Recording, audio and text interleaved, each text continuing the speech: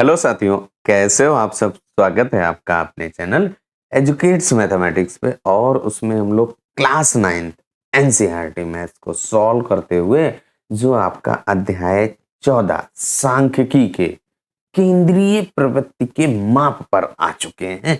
तो आज के इस वीडियो में हम लोग केंद्रीय प्रवृत्ति के माप को समझेंगे और इसके बाद जब आप इसको क्लियर कर लेंगे तभी जाकर के हमारी जो प्रश्नावली है उसको हम लोग सॉल्व करेंगे। तो भैया केंद्रीय प्रवृत्ति की माप में आपको तीन चीजें पढ़नी पड़ेंगी। सबसे पहले नंबर पे आपका माध्य, जिसको आप औसत या अंग्रेजी में कहें मीन। इसके बाद जो आपका दूसरे नंबर पर है माध्यक है, अंग्रेजी में इसको भैया मीडियन कहते हैं। और जो आपका तीसरे नंबर पर आप बहुलक, अंग्रेजी में बात की जाए तो इसको मॉड पढ़ने वाले। इन बिंदुओं को क्लियर करने के बाद जो हमारी प्रश्नावली 14.4 है उसको तब हम लोग सॉल्व करेंगे। बने रहिएगा वीडियो में।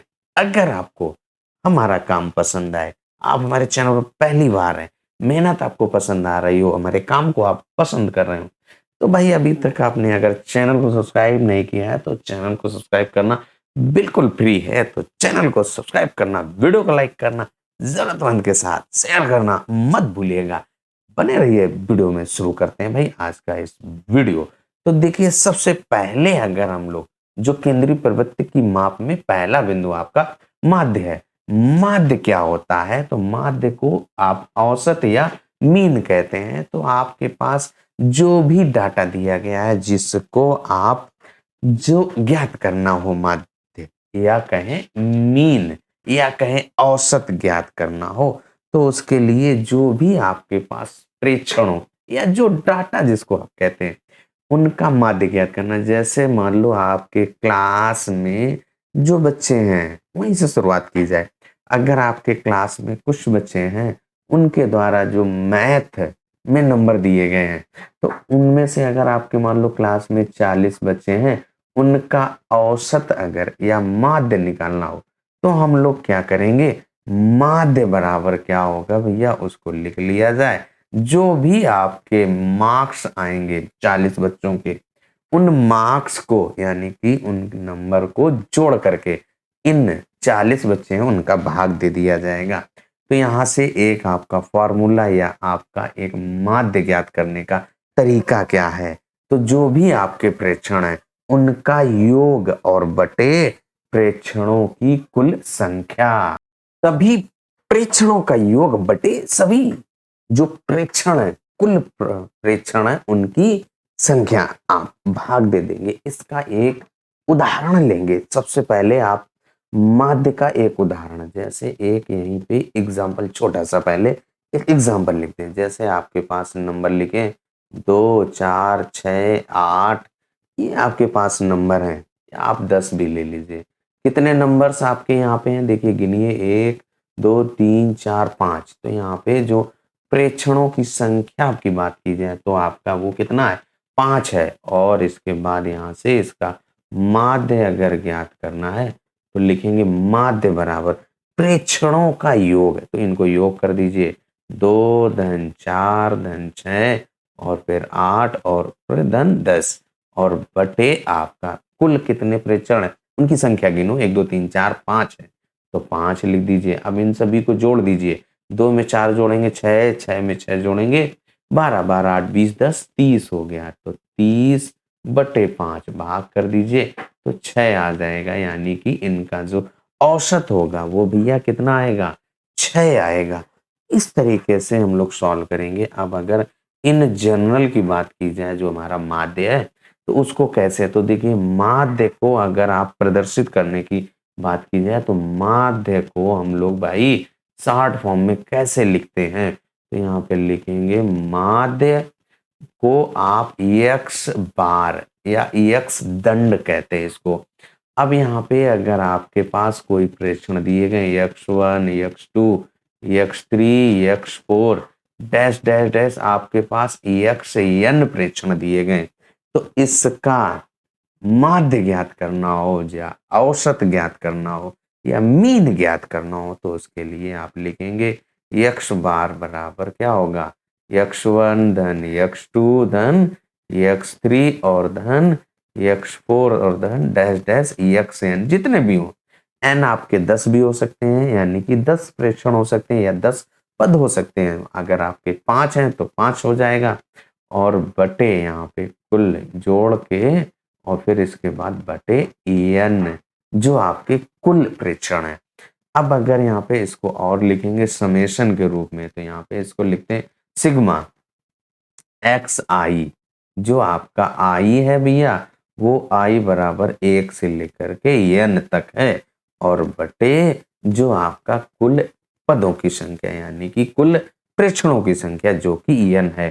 तो x बार यानी कि जो माध्य का जो फॉर्मूला है सिंपल सा, आपको x बार बराबर सिग्मा एक्स आई, और जो एक्स आई है भाई वो आपका क्या है भाई, आई बराबर 1 से लेकर के n तक है। यानी कि अगर आपके पास 1 2 3 4 5 ऐसे पद दिए गए हैं, तो एक आपका 10 पद है, तो आई बराबर 1 से लेकर के 10 हो जाएगा, और बटे n।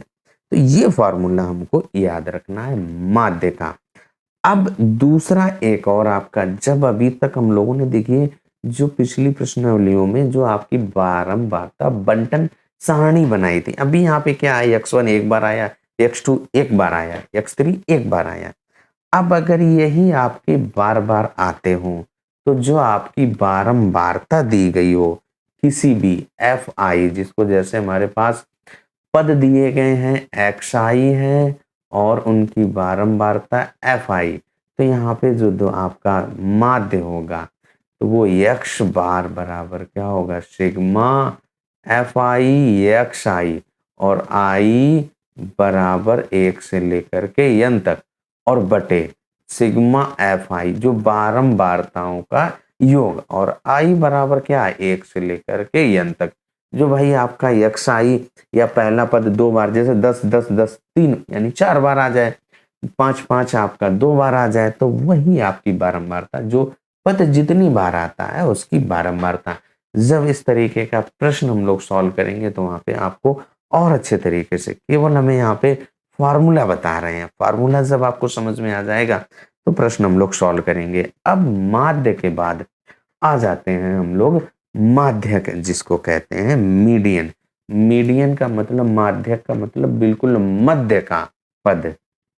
आपके पास यहाँ पे जैसे 1 2 3 4 5 6 और 7 इस तरीके से पद दिए गए, इनके बीच में कौन बैठा है, तो यहाँ से आपने क्या किए 3 पद और यहाँ से 3 पद गिन लिए, बीच में हमारा 4 है, तो यहाँ पे माध्यक 4 हो जाएगा। तो माध्यक ज्ञात करने के लिए आपके पास 2 कंडीशन है। तो सबसे पहले अगर आपके पास पदों की संख्या n है, यानी कि जो हमारे पास प्रेक्षण दिए गए, यहाँ पे देखिए यहाँ पे कितने प्रेक्षण दिए गए हैं भाई, 7 दिए गए। तो अगर आपके पास प्रेक्षणों की संख्या n है, और n आपके यानी कि जो संख्या है भाई, वो संख्या हम लोगों की 2 प्रकार से हो सकती है, या तो सम हो सकती है या फिर विषम हो सकती है। तो अब पहली बार में सम और या विषम कैसी है उस पर निर्भर करेगा, और प्रश्न आपका वहीं से बदलेगा। तो पहली कंडीशन, अगर आपका n विषम है, कैसा है भाई, विषम है, विषम कौन सी, 1 हो जाए, 3 हो जाए, 5 7 9 11 13, ऐसे ही तो आपकी ये विषम संख्याएं होती हैं, यानी कि जो हमारे प्रेक्षण या पद दिए गए हैं वो कैसे हैं, विषम है। तो आपका जो माध्यक होगा भाई, उसका फॉर्मूला आपका क्या बनेगा, तो यहाँ पे लिखते हैं माध्यक बराबर n धन 1 और बटे 2, भाई बीच का, तो n धन 1 बटे 2, वहां पद क्या हो जाएगा, n धन 1 बटे 2 वहां पद हो जाएगा। ये हमारा माध्यक का फॉर्मूला है। अब इसका एक उदाहरण लिखते हैं, फिर इसके बाद सॉल्व करते हैं भाई।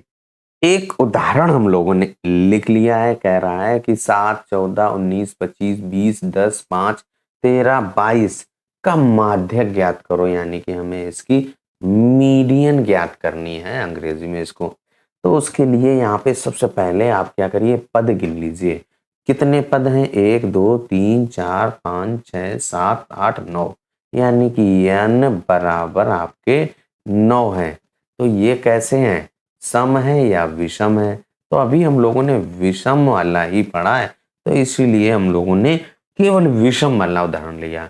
तो जब आप दोनों पढ़ लेंगे तब आप दोनों तरीके का सॉल्व करेंगे, तो इसलिए हमने यहाँ पे विषम। तो अब देखिए, सबसे पहला काम, पदों की संख्या गिनिए। पदों की संख्या जब गिन जाए या प्रेक्षण आपके गिन जाए, तो जो आपके प्रेक्षण दिए गए हैं उन प्रेक्षणों को आपको आरोही या अवरोही किसी एक क्रम में व्यवस्थित करना पड़ेगा। आरोही या अवरोही, जिसमें चाहो आप उसमें व्यवस्थित कर सकते हैं।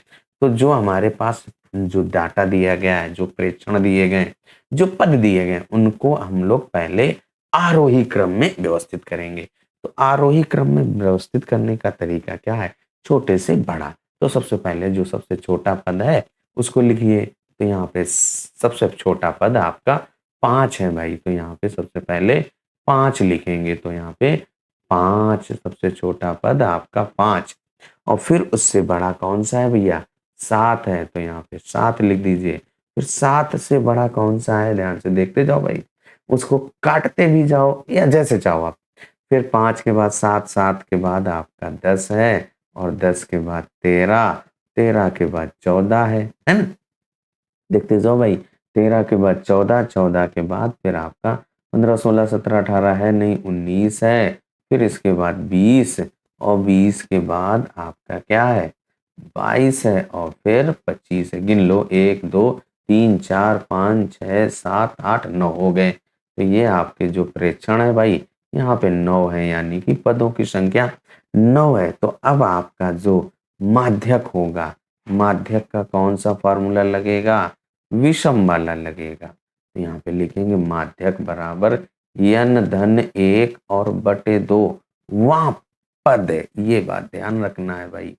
तो n का मान आपने अभी देखिए 9 प्रेक्षण है, तो 9 धन 1 और बटे 2 वहाँ पद है ना। अब इसके बाद 9 में 1 जोड़ दीजिए, तो 10 बटे 2 वहाँ पद। अब इसके बाद 10 में 2 से भाग कर दीजिए, तो क्या हो जाएगा? 5वां पद आएगा। अब आप जो सारणी दी गई है, या कहें जो हमारे प्रेक्षण दिए गए हैं, उनमें 5वां पद गिनिए। 1 2 3 4 5, ये आपका 5वां पद, यानी कि जो आपका माध्यक होगा वो 14 होगा। ये तरीका है भाई हम लोगों का माध्यक ज्ञात करना, जब आपके पद कैसे हो? विषम हो, यानी प्रेक्षणों की संख्या विषम है। तो देखिए, हमें क्या करना है? पद गिनने हैं या प्रेक्षण गिनने हैं, और जो हमारे प्रेक्षण दिए गए उनको आरोही या अवरोही क्रम में व्यवस्थित करना है। अब आपके अगर n यानी कि प्रेक्षणों की संख्या या पदों की संख्या सम हो जाए, तो उसका फॉर्मूला क्या होगा? उसको भी यहीं पे पढ़ लेते हैं भैया, तब आगे सॉल्व करेंगे। तो यहाँ पे अगर आपका जो n है वो कैसा हो? सम हो, यानी कि जैसे 2 4 6 8 10 12 14 16, ऐसे आपके बहुत सारी सम संख्याएं हैं। तो इस प्रकार के आपके अगर प्रेक्षण हैं, तो हमारे पास जो माध्यक ज्ञात करने का तरीका है वो क्या होगा?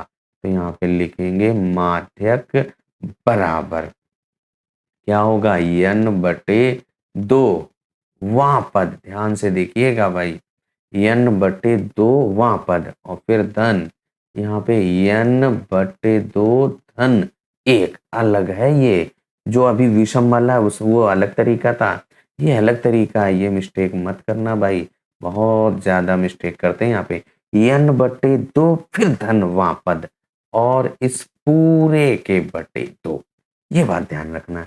n आपके 8 हैं, तो 8 बटे 2 यानी 4वां पद, और 8 बटे 2 4 धन 1 यानी 5वां पद। चौथा और 5वां पद जोड़ करके 2 से भाग कर दीजिए, ये आपका सम वाला फार्मूला आ जाएगा। तो आपको माध्यक मीन यानी कि माध्य ज्ञात करने का जो फॉर्मूला था हम लोग सीख लिए। अब इसके बाद आ जाते हैं मॉड। मॉड यानी कि बहुलक। बहुलक क्या होगा? तो जो आपने अभी बारंबारता बंटन सारणी बनाई थी, यानी कि जो हमारा पद या जो प्रेक्षण सबसे अधिक बार आता है, सबसे ज्यादा आता है, या कहें जिसकी बारंबारता सबसे अधिक होती है, वही पद आपका बहुलक कहलाता है, या कहें मॉड कहलाता है। यही बात हम लोग लिख लेते हैं। बहुलक ज्ञात करने के लिए एक यहाँ पे हम लोगों ने उदाहरण ले लिया है। 10 विद्यार्थियों के अंक दिए गए हैं, वो भी एक टेस्ट हुआ है उसमें 10 में से।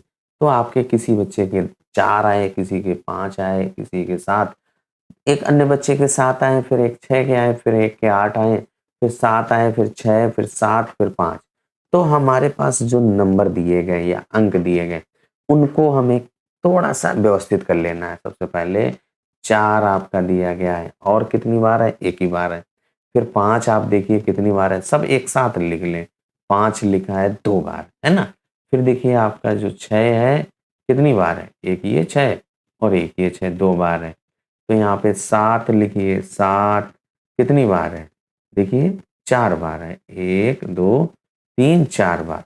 फिर इसके बाद आपका देखिए 8 एक बार। गिन लो, 3, 2, 5, 4, 1, 5, यानी 10 हो गए। इनको हमने ऐसे व्यवस्थित कर लिया। अब यहाँ से आपका जो बहुलक है, तो वो क्या होगा भाई? कौन सबसे अधिक बार आया है?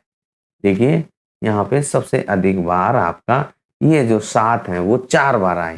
तो यहाँ पे जो हमारा बहुलक पद होगा वो क्या होगा? वो आपका 7 होगा, क्योंकि 7 आपका सबसे अधिक बार आया है।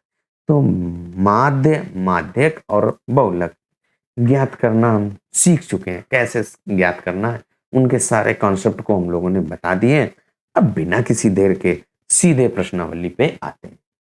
सीधे अब हम लोग प्रश्नावली 14.4 पर आ चुके हैं भाई। और जो आपकी प्रश्नावली 14.4 का पहला प्रश्न क्या कह रहा है? एक टीम ने फुटबॉल के 10 मैचों में निम्नलिखित गोल किए।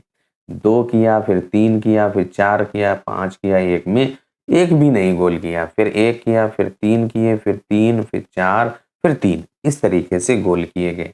अब कह रहा है इन गोलों के माध्य ज्ञात करना है, माध्यक ज्ञात करना है और बहुलक ज्ञात करना है। माध्य, माध्यक और बहुलक ज्ञात करने का अभी हम लोग एक्सप्लेन कर चुके हैं। तो अब यहाँ पे सबसे पहले जो हमारे पास डाटा दिया गया है, उन प्रेक्षणों को, या डाटा कहें या प्रेक्षण कहें, इनको पहले हम लोग लिख लेते हैं। तो प्रश्नावली 14.4 का जो पहला प्रश्न है वो यहाँ पे लिख लिया है। जो आपके आंकड़े दिए गए हैं, जो डाटा दिया गया है, जो प्रेक्षण दिया गया, उनको हम थोड़ा सा व्यवस्थित कर लें। यानी कि जो आपके ये गोल दिए गए उनको आप, क्योंकि हमें माध्यक भी ज्ञात करना है, मॉड भी यानी कि बहुलक और माध्य भी ज्ञात करना है, तो उसके लिए आपको आरोही अवरोही दोनों या किसी एक क्रम में व्यवस्थित करना पड़ेगा। तो यहाँ पे हम लोग क्या करें? सबसे पहले देखिए 0 लिख लेते हैं, फिर उसके बाद 1 लिखा, फिर 2 है। 2 कितनी बार है वो यहाँ पे ध्यान रखिए। फिर इसके बाद 2 के बाद क्या आएगा? 3 आएगा। 3 यहाँ पे देखिए 1, 2, 3, 4 बार आया है। तो 1, 2, 3, 4 बार लिख दिया। फिर अगला आपका क्या है? 4 है। 4 देखिए आपका 2 जगह लिखा है, तो 2 जगह लिख दिया। फिर 5 आपका 1 है। अब आप गिन लो, जो आपका किताब में क्या कह रहा था? 10 मैच है, तो यहाँ पे भी आपके 10 लिखे कि नहीं? गिन लो, 1, 2, 3, 4, 5, 6, 7, 8, 9, 10। अब पहला काम आपका माध्य ज्ञात करना है।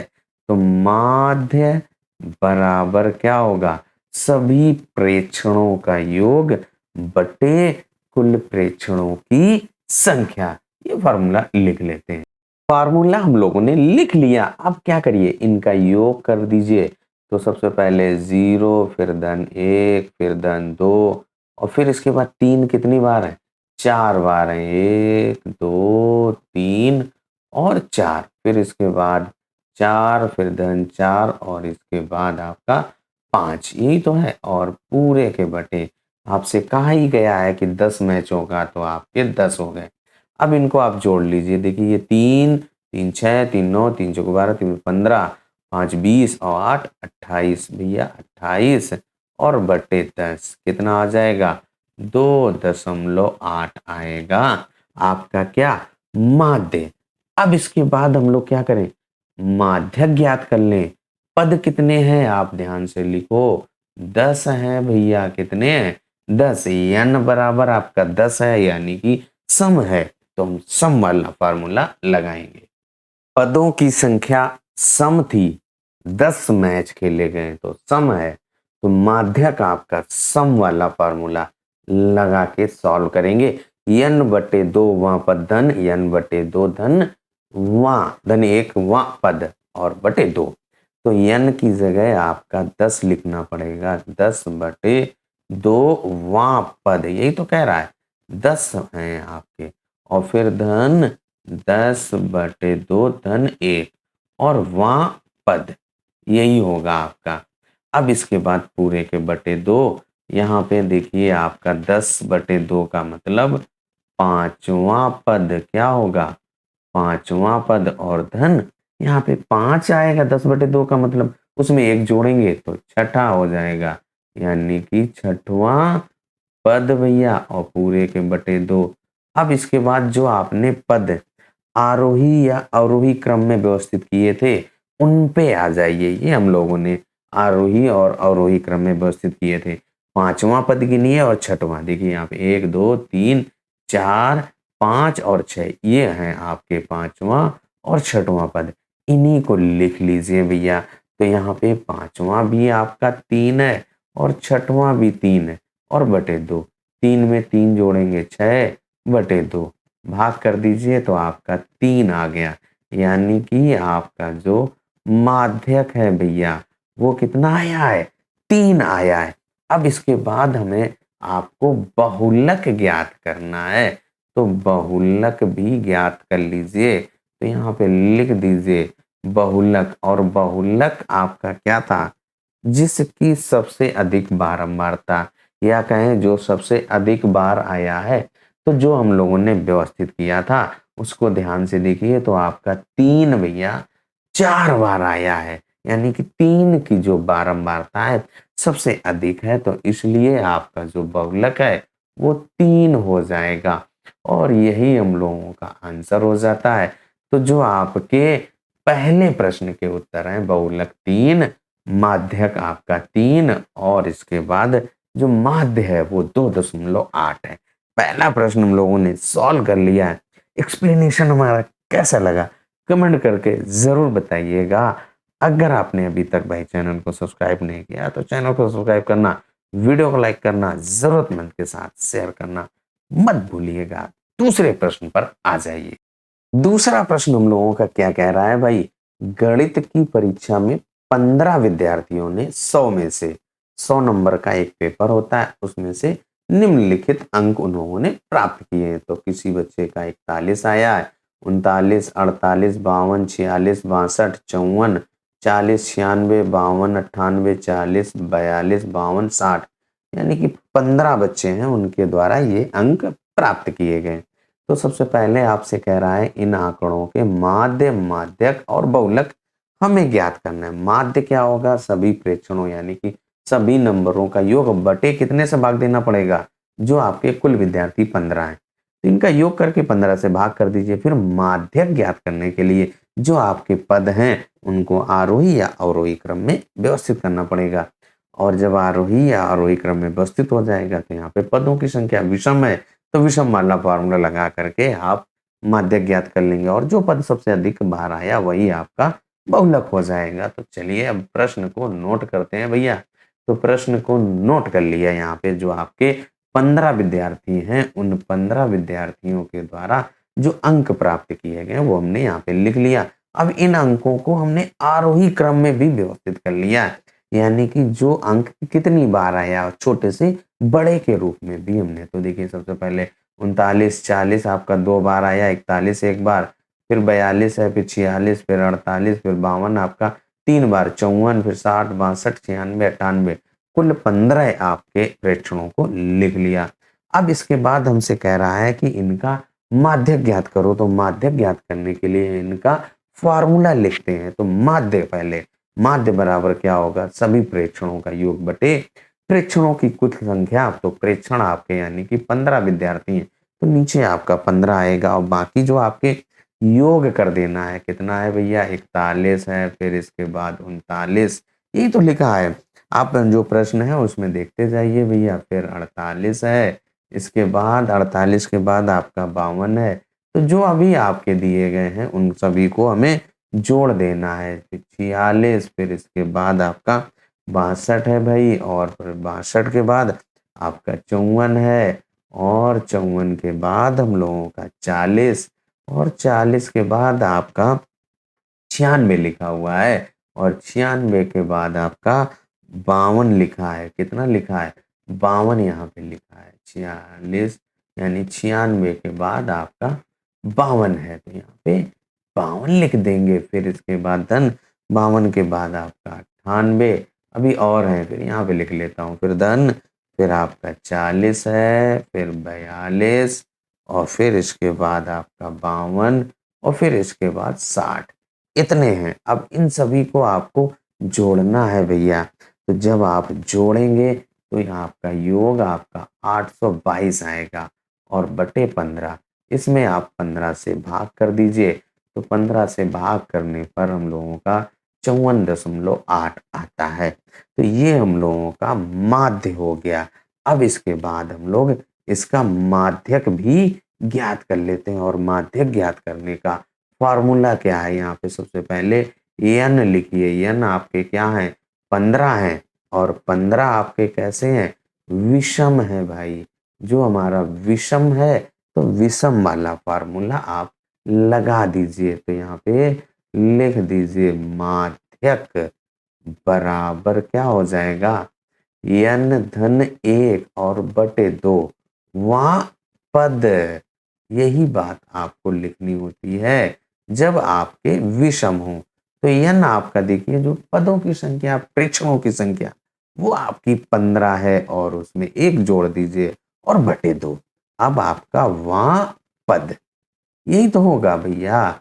अब 15 में 1 जोड़िए, कितना आ जाएगा, 16, और उसके बटे 2, वहाँ पद। ये वहाँ पद भाई बहुत ध्यान रखना है।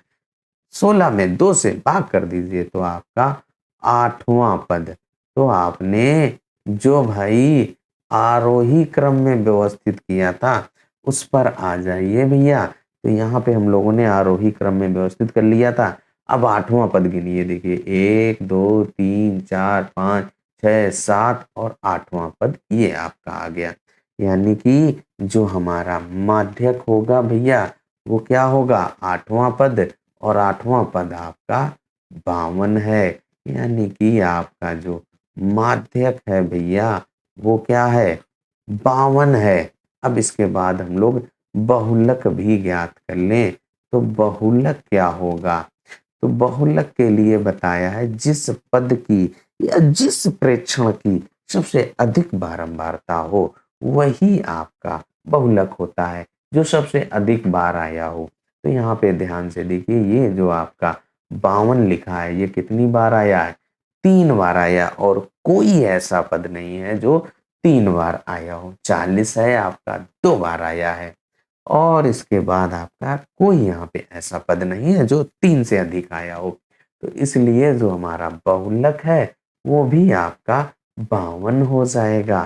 तो बहुलक और माध्यक दोनों एक ही हैं, और जबकि माध्य आपका 54.8 है। तो पहला और दूसरा, और इस केंद्रीय प्रवृत्ति की माप का एक्सप्लेनेशन हम लोग कर चुके हैं। तो अब आज के इस वीडियो में हम लोग यहीं तक सॉल्व करेंगे। बचे हुए जो प्रश्न है उसको हम लोग अगले वीडियो में सॉल्व करेंगे, जिससे कि आपका जो वीडियो है ज्यादा लेंदी ना हो। कैसा लगा वीडियो कमेंट करके जरूर बताइएगा। चलिए, तब तक अपना ख्याल रखिए, स्वस्थ रहिए, मस्त रहिए। मिलते हैं अगले वीडियो में बचे हुए प्रश्नों के साथ।